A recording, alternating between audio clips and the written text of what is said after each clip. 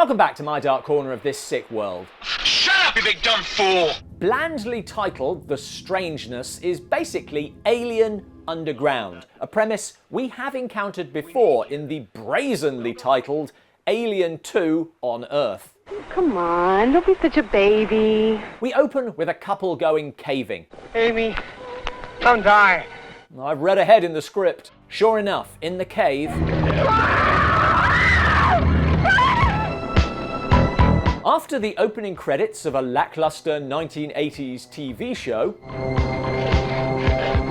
we meet a group of random people going into an abandoned mine for various reasons. Jeff and Tony are manly explorers. Booze and broads for a month, huh? Whoa, okay. Dan is researching a book about this possibly haunted mine. I was relating a number of the stories surrounding the multiple closings of the Golden Spike mine. Dan? When, You're doing it again. This is his wife, Cindy, whom Jeff also fancies. Good morning. Really limiting Dan's chances of survival. There's also geologist Angela. Why, this looks like rock, and furthermore, it tastes like rock. Myron, who is surveying the mine for his company. Hey, Miss Mining Journal. And... Cheer up, matey. Just because there ain't no monsters, you don't mean to say there ain't no action. grizzled old English prospector, predictable drunk and comic relief, Morgan. And do you know what one of those is? What? A dead one of those. Oblivious to the fact that most of the audience could guess now who is going to die, Well, I'll be jiggered. they set out in good spirits. 'Cause I can't live without a cave. That culvert has to be the single most awful ditty ever to assault my ears. You should see our review of Rock and the Alien. Which, incidentally, would have been a better title for this movie. The Curse of the Golden Spike, Chapter 13, The Mine Today. Chapter 13? You've only just arrived at the mine! Experienced caver Jeff leads the way. Mice. Why'd it have to be mice?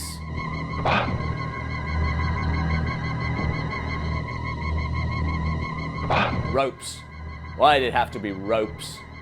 The others follow. Flanders, you're holding up the show. Stupid Flanders. What happened? The rope broke. That's a bad start. It was cut. That's worse, but All right, we'll continue as planned toward the other side, skirting the old mine. whether it was cut or broke, this might be the moment to reassess rather than blithely continuing with, should be noted, no caving gear and only 2 helmet lights between them, which is not actually their largest problem. Angela's grisly fate is hidden from her colleagues by a sudden cave-in. She's dead, Count.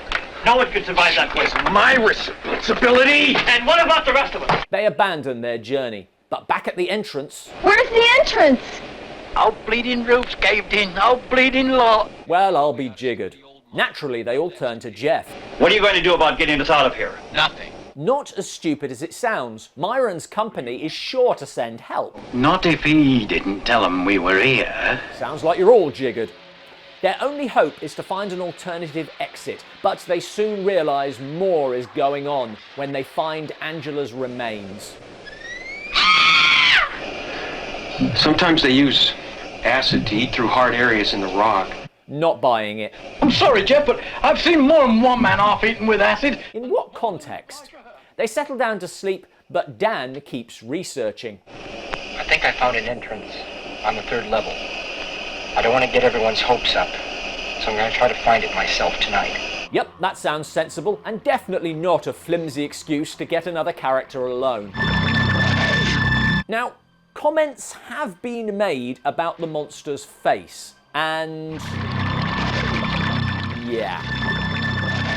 Anyway, with Dan dead, Cindy is free. All Jeff has to do is play it cool.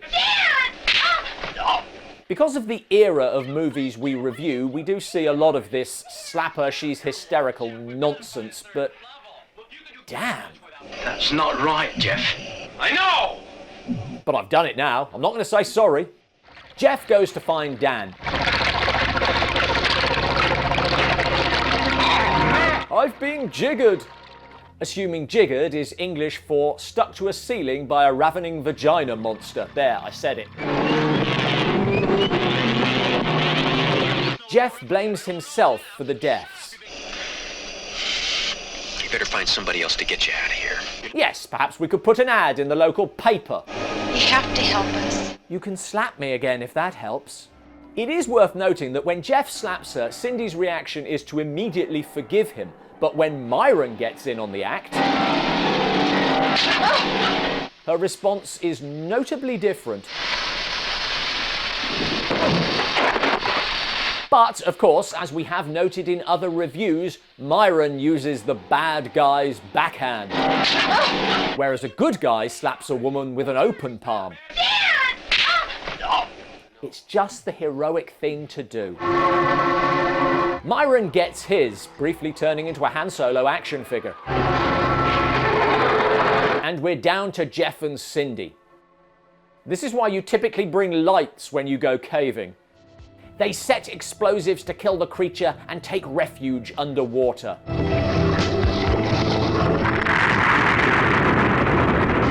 Burying themselves alive, which seems a pretty reasonable ending to the... Oh, they made it! How far did they swim underwater? There's not much to say about this. It's pretty bad, and like all of these films, really underlines how good Alien is, but there is one point I think gets lost in the rampaging monsters and slapping Cindy. Who cut the rope? Shut up! I don't want to hear anymore! Thanks for watching. For more on this movie and other perks, please join us on Patreon.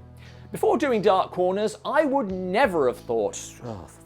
Before doing Dark Corners, I would never have thought that a character who gets his friends killed, hits on another man's wife, and slaps women could be a hero. What have bad movies taught you? Let us know in the comments below. He's gonna get out of this hole right now.